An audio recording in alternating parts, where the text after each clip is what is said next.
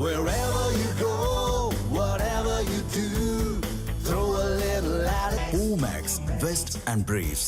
இன்னைக்கு நடந்த கூட்டத்தில் பேசும் பொழுது திரைத்துறையில் ஒரு பூதம் பிடித்திருக்கிறது அப்படிங்கிற ஒரு விஷயத்த சொல்லியிருந்தீங்க.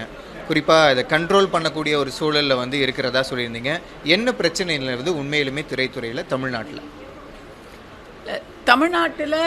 இப்போ வந்து ஒரு சித்தாந்த ரீதியான படங்களும் இல்லை, ஒன்று பெரிய படங்களாக வரணும், ஆல் ஸ்டேட் பேன் இண்டியா படமாக வரணும், இல்லை ஒரு சாராருக்கு உகந்தவர்கள் எடுக்கக்கூடிய படங்களாக வரணும். இன்றைக்கி வந்து நான் சினிமாவுக்கு வந்து 1991 வந்தேன். 91 என்னுடைய முதல் படம் ரிலீஸ் ஆகும்போது அது ஒரு சின்ன படம். அதோடு சேர்ந்து 14 படம் ரிலீஸ் ஆச்சு. என்னுடைய படமும் அதில் வந்து 100 நாள் படமாக ஓடி 125 days ஓடி அதுக்கும் ஒரு ஸ்பேஸ் கிடச்சி, எனக்கும் ஒரு அங்கீகாரம் கிடச்சிது. அமைதிப்படை ரிலீஸ் ஆன பொழுது அமைதிப்படையோடு சேர்ந்து பெரிய பெரிய படங்கள், தேவர் மகன், சேதுபதி ஐபிஎஸ், இப்படி வந்து ஒரு 15-18 ஃபில்ம்ஸ் அந்த பொங்கலுக்கு வந்து 18 படம் வந்தது. 18 படத்தில் ஆல்மோஸ்ட் 10 படங்கள் வந்து நல்ல வசூலை எடுத்து குவிச்சுது. ஆனால் இன்றைக்கி வந்து நம்ம 3 படம் ரிலீஸ் பண்ணுறோம் தீபாவளிக்கு. அந்த 3 படத்தில் ஒரு படம் நல்லா ஓடுது, ஒரு படம் ரொம்ப நல்லா ஓடுது. அது எல்லாத்த விட வேற ஒரு மொழி படம் வந்து இங்கே பிரமாதமாக ஓடுது. இப்படி இருக்குது. இன்றைக்கி ஏன் அதை சொல்ல வரேன்னா, அங்கே வந்து ஒரு 6 படம் ஓடுறதுக்கு கூட ஸ்பேஸ் இருக்குது. கந்தாரா வந்து இங்கே பின்னி பெடல் எடுக்கும் பொழுது அந்த ஸ்பேஸில் இன்னும் ஒரு 2 தமிழ் படங்கள் கூட வரலாம். ஆனால் அந்த படங்கள்லாம் வந்து எடுக்க முடியறதில்ல, எடுக்க முடியறதில்ல. அப்படி எடுத்தால் அதை வெளியிட முடியறதில்ல, வெளியிட்டால் அதுக்கு விளம்பரப்படுத்த முடியறதில்ல. Because the entire ecosystem is controlled by one group only. அந்த மாதிரி சிங்கிள் விண்டோ மொனோபொலிங்கிறது எந்த தொழிலுக்குமே நல்லது கிடையாது. கலை வளரணும் அப்படின்னு சொன்னால் அது எல்லா ரூபத்திலையும் எல்லா இடத்துலையும் வளரணும். அதை தான் நான் சொல்கிறேன். ஒரு சாரற்றவர்கள் கையில் சினிமா துறை இருக்கிறதா சொல்லியிருந்தீங்க. அந்த ஒரு சாரற்றவர்கள் யார், எந்த மாதிரியான பிரச்சனை இருக்குது, அடிப்படையில் என்ன அங்கே சிக்கல் நிலவுது? ஏங்க என் வாயை நீங்கள் வந்து ரொம்ப கிளறீங்க.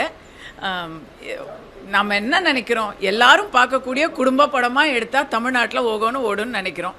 குடும்ப படம் எடுங்கன்னு சொன்னால் இங்கே குடும்பம் தான் படம் எடுத்துகிட்ருக்கு. இதுக்கு மேலே என்ன சொல்கிறீங்க? எல்லாருக்குமான கலை வந்து ஒருத்தர் பிடியில் சிக்கி இருக்கக்கூடாது. அது வந்து இன்னைக்கு பட்ஜெட்டு, பவரு, படத்துக்கு என்ன அவார்ட்ஸு கூட அப்படி தான் இருக்குது. இன்றைக்கி வந்து ஸ்டேட் அவார்ட்ஸை பார்த்தீங்கன்னா அதெல்லாம் எங்கே யார் யார் வாங்குறாங்க அப்படின்னு பார்த்தா அதுக்கு கூட ஒரு கனெக்ஷன் தேவைப்படுது. அப்படி அது வந்து நேர்மைக்கு கிடைக்கிற ஒரு குறைபாடு இல்லையா? இப்போது கோவையில் நடந்திருக்கக்கூடிய அந்த மாணவிக்கு நடந்த அந்த பாலியல் வன்கொடுமை பற்றி என்ன நினைக்கிறீங்க? தமிழகத்தினுடைய பெண்களுடைய பாதுகாப்பு எப்படி இருக்கிறதா நீங்கள் அடிக்கடி பேசுவீங்க, இந்த விஷயத்தில் என்ன விஷயம்? இல்லை, தமிழகத்தில் பெண்களுக்கு பாதுகாப்பு ரொம்ப ரொம்ப ரொம்ப கவலைக்கிடமான ஐசியூவில் இருக்குது. அப்படிங்கிறது வந்து இன்னைக்கு இந்த கோயம்புத்தூர் விஷயத்துக்காக சொல்லலைங்க.